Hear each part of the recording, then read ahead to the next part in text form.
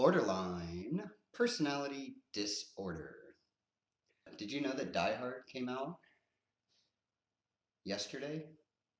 Well, it didn't like come out again, but 30 years ago, Die Hard came out. Isn't that weird that Die Hard came out in July? I always thought it was a Christmas movie. It's very Christmas themed, yet it came out in the summer. Who knew, right? I can talk about Christmas, I guess, in July.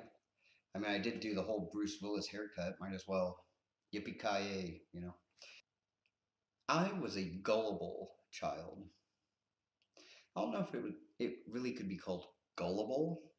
I just I had no reason to distrust the adults around me. And as a kid, I had no idea what lies were, and definitely didn't have any clue that the adults who were gods would ever lie. I didn't even think they were capable of lying. They were the pillars of good and everything right. Well, the adults had told me there was a Santa Claus. Why would they lie about something like that? Why would anybody make up a story about a jolly fat man that lives at the North Pole that rides reindeer? Well, I guess he doesn't ride reindeer, but they pull his sled, his magical sled that can fly, or it's the reindeer that fly. I don't. Maybe the reindeer fly and they're able to carry that fat bastard and all those toys. And then he breaks into homes, and I bought it, hook, line, and sinker. It was quite late into my life before I was able to accept the fact that Santa Claus was not real. As a kid, I never did pick up on the whole Santa Claus was at every damn store you went to. I figured anybody that can have reindeer fly them around and go to every home everywhere in one night could most likely be at J.C. Penney's and Kmart at the same time. What really sold it for me, though, I do remember the moment that made me a true believer in Santa Claus. I was with my grandparents,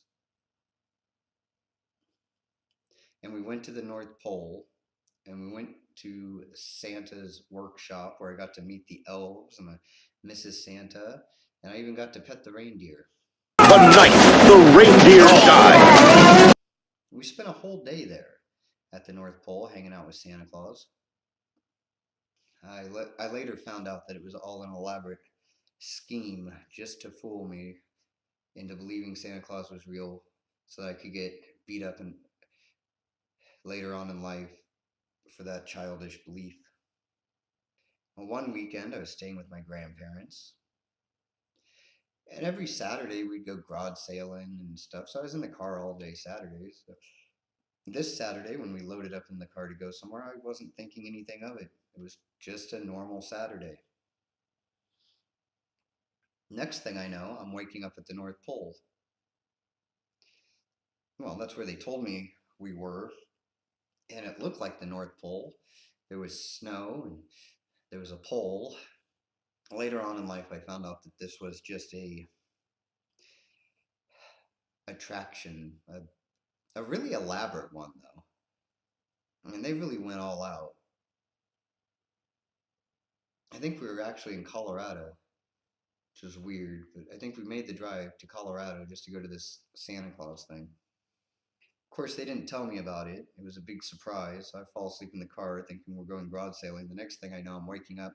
They're telling me we're at the North Pole, that they drove to the North Pole. And I believe it because why would an adult lie to me? Especially grandparents. And then we spent the whole day kicking it with Santa, got in the car to head home. I fall asleep again. Next thing I know, we're no longer in the North Pole.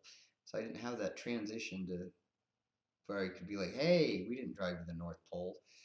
Told you I was a gullible kid. That memory was so strong in my mind, though, that even when there was absolute proof that there was no Santa Claus, I mean, Like I was in my teens before I let that one go or really accepted it. I was convinced that day we'd gone to the North Pole that I just could not understand why adults would lie about something like that. I didn't see anything good in it. I saw it as really, really mean, actually. If I were to have kids, I wouldn't trick them into believing in a Santa Claus because it destroyed my life. It devastated me. Truly, I'm not just being facetious. The day I finally let the Santa Claus thing go and realized that I had just been tricked as a child was the day I realized that pretty much everything was a lie. This guy is fucking stupid! So you're telling me Santa Claus isn't real, but that Jesus is. So why is this one story that sounds way more fictitious than the flying reindeer guy is the one you believe? I mean, I was tricked with a car ride and thought I went to the North Pole. Just saying. Anyway, that's all we're going to say about that. Because this video has nothing to do with Santa Claus or reindeers or Jesus.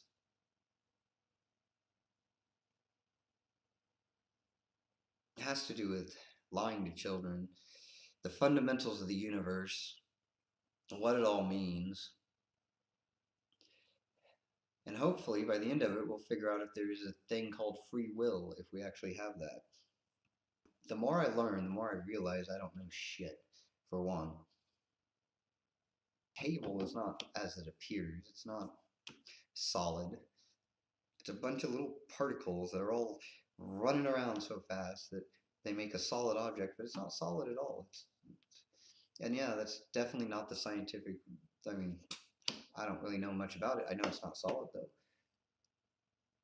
I mean, what I see as reality, what my eyes perceive as reality, is a lie just in the way the eyes function. And there's big gaps in my vision that my brain fills in for me. So there's stuff I'm looking at right now that I think I'm seeing that's not there. It's just my brain's filling in the gap where it can't see because there's a blind spot. It's like, really? Yeah. So why should I believe in free will? The other night, out of the blue, just out of nowhere, I started sobbing uncontrollably. Didn't even see it coming. Just started sobbing uncontrollably. This lasted for about 3 hours. Afterwards, I realized that what I was sobbing about, I was mourning my childhood or mourning the person I could have been.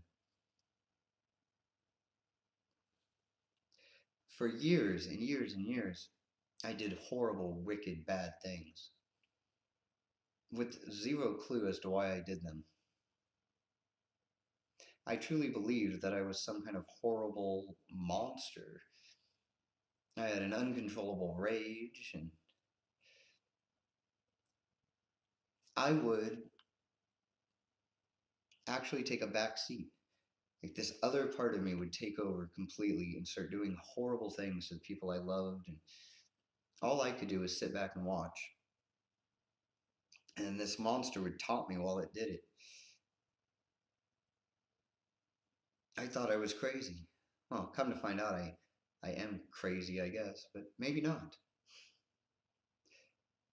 I thought I was as crazy as there's no reason that I should be doing it. Crazy, lock me up. When in fact, the crazy that I was that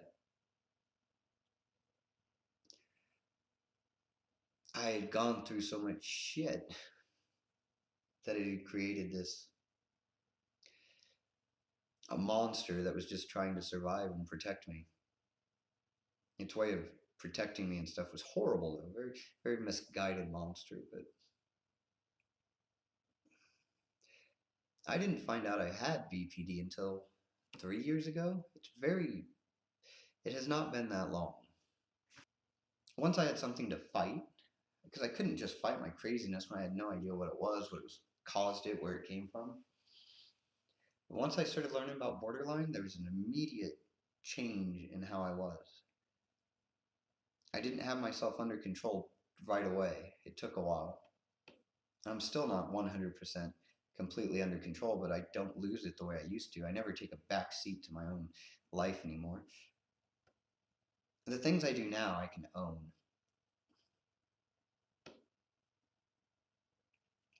Years I've been holding myself accountable and guilty for screwing up at school, and for all the mistakes I've made with friends, and the guilt I've held over girlfriends has been insane. I mean, here I am, I'm somebody that was around violence growing up, domestic disputes, watching women get beat, and I grew up, and what do? Like every woman that I love, I would hit them. And then what could I tell them? What could I tell them afterwards? That there's this monster that takes over, I take a back seat, but I have no idea what it is. It sounds like complete bullshit. That's what every prick drunk that hits his woman says.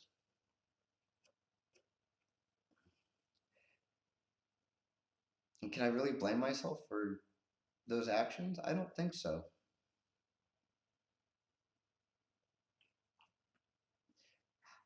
I haven't hit any women since I found out I had BPD. See, I'm not saying that I can't take responsibility for my actions. I'm just saying that before I knew what was going on, I had no way of taking control of my actions. It was definitely very uncontrollable. Should I hold myself guilty for that? For something I had nothing, I didn't cause it. Maybe, I mean, it started with a shitty childhood that then made me into this really evil type of creature that was trying to figure out life and was just processing everything wrong. That wasn't my fault though. If I'd been raised better, I wouldn't have become that creature. So I'm not going to hold myself accountable for things that I did when I had no idea what was going on, had no way of fighting it. Screw that. I wish I'd known sooner. I wish there was more BPD awareness. I wish, instead of just throwing me in jail all the time, that they actually would have made me go see a therapist or a counselor. They never ever mentioned that. It's like, oh no, he's just a drug addict and stuff. We're just going to throw him in jail. We're not going to try to figure out why he's a drug addict.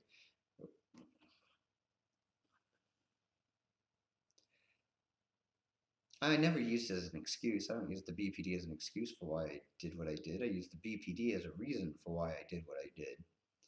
And the only way I can keep that as the reason is if I never do it knowing that I have BPD. If I were to do any of the crazy, horrible shit that I used to do, now that I know what it is, then there's no way I could say that it was because I didn't know.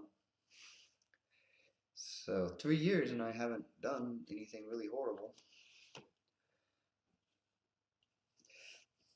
Anyway, I was reading this thesis, whatever, on BPD earlier, and I was able to track. They were doing this. They had this weird CMT scale thing. I can't even begin to try to wrap my head around it or try to explain it. But that's pretty much what this thing was talking about. I didn't really follow that. But by using this scale that they had, they were able to determine the actions of people with BPD. And their determinations followed my life almost to a T. The being abusive to, the beating of my girlfriend, oh yeah, this was on guys too. It was a male borderline thing. But all of it, the getting in trouble, going to jail, it's like they were writing about me. So where is free will if these psychologist people using this odd scale can track exactly the actions I did? Well, pretty much everybody in the same situation that I was in, every guy that would be in the same situation I would be cursed to follow the same course of action, go down this same road. So where is free will if you can't stop it, if you can't change, if it's just going to happen regardless?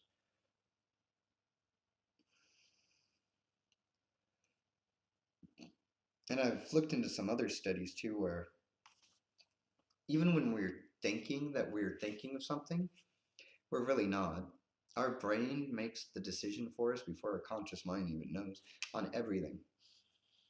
When I decide to end this video, I'll think I'm ending the video. No, my brain would have already decided to end the video, and then I'm just catching up. So if our brain is making if our subconscious is making decisions before our conscious, then how can we even begin to say there's free will? And if there's no free will, that means all the child molesters out there couldn't help it. They were going to do it. And the murderers. And it opens Pandora's box right there if there's no free will. My being a drug addict and going to jail and hitting women was all set into motion in the first couple years of my life. So how is there free will? I live life guilt free now.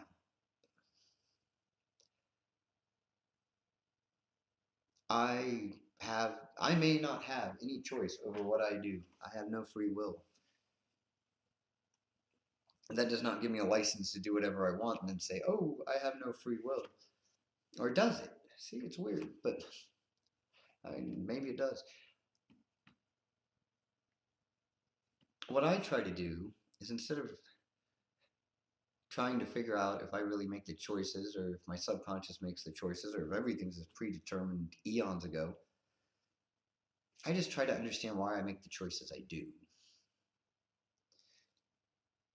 I try to keep that in mind on everything. If I decide to have a cup of coffee or have a Pepsi, why did I choose that? I try to really analyze it, break it down, and see if I can figure it out. Most of the time, it's not because I'm thirsty for a Pepsi or coffee. It's usually something really mundane and stupid. Oh, my brain's melting just thinking about it. I mean, you all can chime in here anytime you want. Let me know what you think of free will, determinism, Santa Claus, Jesus, whatever. Oh man, we're gonna have a Jesus Santa fight in the comments section. Oh, fucking stupid. Why did I say that? Anyway, let me know in the comments section below. If you've not yet subscribed, right now is that perfect opportunity. Hit the subscribe button. It's right there. We need subscribers. Subscribers are good. Subscribe. If you would like to help this little channel out, you can become a patron. There's a link in the description to the Patreon page, all that good stuff. Until next time, I think I'm falling asleep actually. It's kind of late. Until next time, keep on keeping on. Yeah, I'm just gonna go to sleep right here. Borderline personality disorder.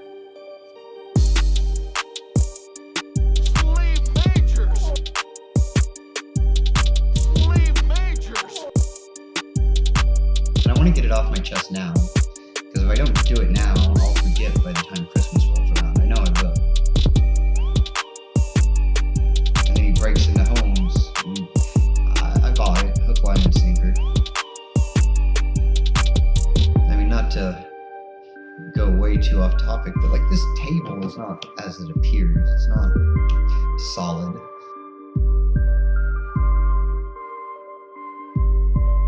This guy is fucking stupid.